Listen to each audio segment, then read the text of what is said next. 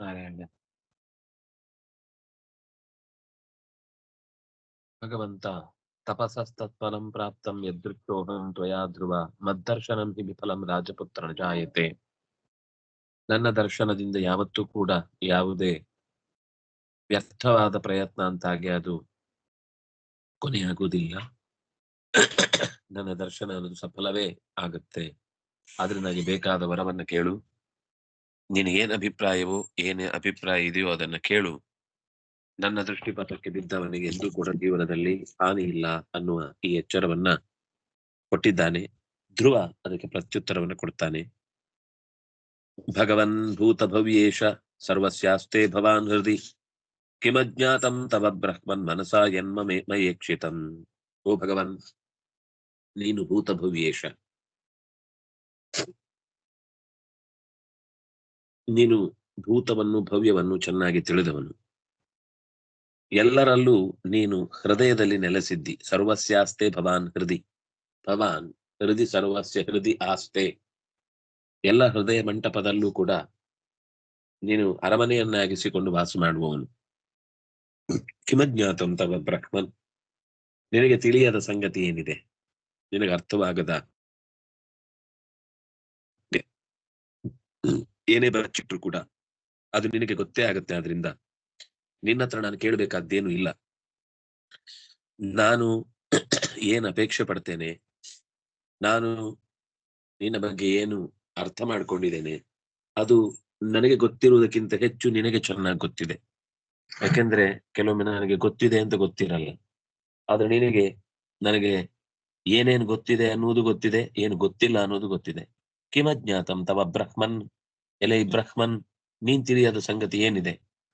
ಮಯೇಕ್ಷಿತಂ, ನಾನು ಏನು ನಿನ್ನ ನೋಡಿದೆ ಅದು ನಿನಗೆ ಚೆನ್ನಾಗಿ ಗೊತ್ತಿದೆ. ತಥಾಪಿ ತುಭ್ಯಂ ದೇವೇಶ ಕಥಯಿಷ್ಯಾಮಿ ಅನ್ಮಯ. ಆದ್ರೂ ನಮ್ಮ ವಾಕ್ಶುದ್ಧಿಗಾಗಿ ನಿನ್ನ ಹತ್ರ ನಮ್ಮ ಬೇಡಿಕೆಗಳನ್ನು ಇಡಬೇಕು, ನಿನ್ನನ್ನ ನಾವು ಪ್ರಾರ್ಥಿಸಬೇಕು. ಮಾತು ಅಂತ ಕೊಟ್ಟದ್ದು ಅದು ಆಡಿ ಶುದ್ಧಿ ಮಾಡಿಕೊಳ್ಳಿಕ್ಕೆ, ಆಡದೆ ಗುಟ್ಟು ಮಾಡ್ಲಿಕ್ಕಲ್ಲ. ಆದ್ರಿಂದಾಗಿ ತುಭ್ಯಂ ದೇವೇಶ ಕಥಯಿಷ್ಯಾಮಿ, ನಿನ್ನ ಹತ್ರ ಎಲ್ಲವನ್ನು ಕೂಡ ಬಾಯಿ ಬಿಟ್ಟು ಹೇಳಿಕೊಳ್ತೇನೆ. ಪ್ರಾರ್ಥತೆ ದುರ್ವಿನೀತೇನ ಹೃದಯೇನಾತಿ, ಮುಂದೆ ಹೋಗ್ಲಿ ಚೂರು. ಹೃದಯೇನ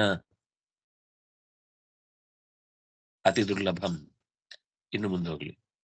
ಪ್ರಾರ್ಥ್ಯತೆ ದುರ್ವಿನೀತೇನ ಹೃದಯೇನ ಅತಿ ದುರ್ಲಭಂ.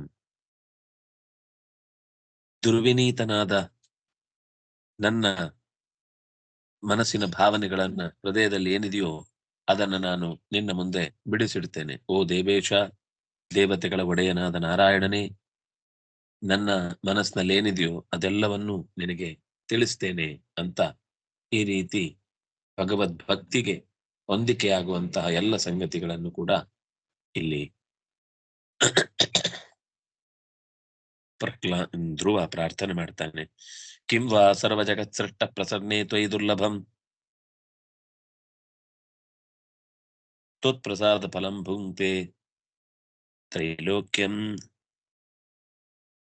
ಮಖವಾನಿವ.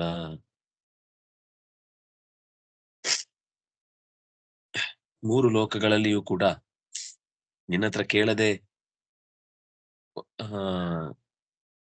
ಒದ್ದಾಡುವಂಥದ್ದೇನು ಇಲ್ಲ. ನಿನಗೆಲ್ಲವೂ ಗೊತ್ತಿದೆ. ನಿನ್ನ ಹತ್ರ ಕೇಳಿ ಸಿಗದೇ ಇರುವ ಸಂಗತಿ ಇಲ್ಲ. ಎಲ್ಲವನ್ನು ನೀನು ಮತ್ತೆ ಮರಳಿ ಕೊಡುವವನಾಗ್ತಿ. ಆದ್ರಿಂದ ನಿನ್ನ ಹತ್ರ ಮೂರು ಲೋಕದ ಒಡೆಯನಾಗಿ ಹೇಗೆ ಇಂದ್ರ ತನ್ನ ಸುಳಿವನ್ನ ಮತ್ತೆ ಮರಳಿ ಪಡೀತಾನು, ಹಾಗೆ ನಿನ್ನ ಹತ್ರ ಹೇಳಿ ಪಡೆಯುವುದಕ್ಕಿಂತ ಹೇಳದೆ ಸುಮ್ಮನಿರುವುದು ಉತ್ತಮ. ಆದ್ರೆ ಹೇಳ್ಬೇಕಾದ್ದು ಕರ್ತವ್ಯ. ಮಧ್ಯದ ಅಂತರಗಳೆಲ್ಲ ಪರಿಹಾರ ಆಗುತ್ತೆ. ಹೇಳಿದ್ರಿಂದ ಒಂದು ಇಂದ್ರಿಯಗಳ ಬಳಕೆ ಚೆನ್ನಾಗಾಗುತ್ತೆ. ನೈತದ್ರಾಜಾಸನಂ ಯೋಗ್ಯಂ ಅಜಾತಸ್ಯ ಮಮೋದರಾತ್ ಇತಿ ಗರ್ವಾದ ಅವೋಚನ್ಮಾಂ ಸಪತ್ನೀಂ ಮಾತುರುಚ್ಚಕೈಃ. ಸಪತ್ನೀ ಮಾತುಃ, ನಮ್ಮ ಸವತಿ ತಾಯಿ ಆಡಿದ ಮಾತಿನಿಂದ ನಾನು ತುಂಬಾ ದುಃಖಿತನಾಗಿದ್ದೇನೆ. ಅವಳು ಹೇಳಿದ್ದೇನು ಅಂದ್ರೆ, ನೀನು ನನ್ನ ಹೊಟ್ಟೆಯಲ್ಲಿ ಹುಟ್ಟಿಲ್ಲ, ಅದರಿಂದಾಗಿ ನೀನು ಈ ರಾಜಾಸನಕ್ಕೆ ಯೋಗ್ಯ ಅಲ್ಲ, ಹೊರಟು ಹೋಗು ಅಂತ ಸಿಟ್ಟಿನಿಂದ, ಗರ್ವದಿಂದ, ದುರಹಂಕಾರದಿಂದ ನನ್ನನ್ನು ಅಟ್ಟಿದ್ದಾಳೆ.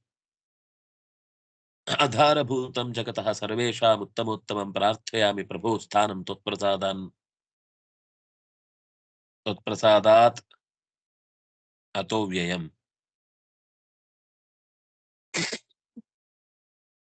ಅವ್ಯಯಂ ಸ್ಥಾನಂ ಪ್ರಾರ್ಥಯೆ. ಯಾರಿಗೂ ಸಿಗದ ಉತ್ತಮವಾದ ಗತಿಯನ್ನ ನಾನು ನಿನ್ನಿಂದ ಕೇಳ್ತಾ ಇದ್ದೇನೆ.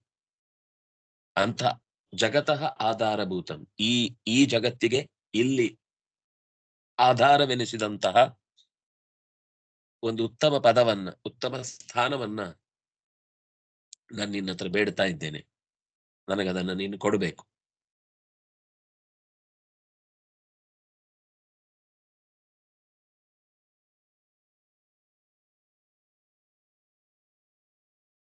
ಶ್ರೀ ಭಗವಾನ್ ವಾಚ ಅಂತ ಮತ್ತೆ ಮುಂದೆ ಇದೆ, ಸ್ಥಾನವನ್ನ ಕೊಡು ಅಂತ ಕೇಳ್ತಾನೆ ಅವನು. ಎಂಥ ಸ್ಥಾನ ಅಂದ್ರೆ ಸರ್ವೇಷಾಂ ಉತ್ತಮೋತ್ತಮಂ ತ್ವತ್ಪ್ರಸಾದಾತ್, ನಿನ್ನ ಅನುಗ್ರಹದಿಂದಲೇ ಪಡೀತೇನೆ. ಅವ್ಯಯ, ಅದು ನಾಶ ಹೊಂದದೇ ಇರುವ ವಿಚಿತ್ರವಾದ ವಿಶಿಷ್ಟವಾದ ಸ್ಥಾನ ಆಗಿರಬೇಕು. ಅಂಥದ್ದನ್ನ ನನಗೆ ಕೊಡು ಅಂತ ಕೇಳ್ತಾನೆ. ಅದಕ್ಕೆ ಭಗವಂತ ಅವನಿಗೆ ಪ್ರತಿಯಾಗಿ ಏನು ಹೇಳ್ತಾನೆ ಅನ್ನೋದನ್ನ ಮತ್ತೆ ನಾಳೆಯ ಚಿಂತನೆ ಮಾಡುವಾಗ ನೋಡೋಣ ಅಂತ ಹೇಳ್ತಾ, ಶ್ರೀ ಹರಿಪ್ರಿಯತಾಂ ಶ್ರೀಕೃಷ್ಣ ಅರ್ಪಣಮಸ್ತು.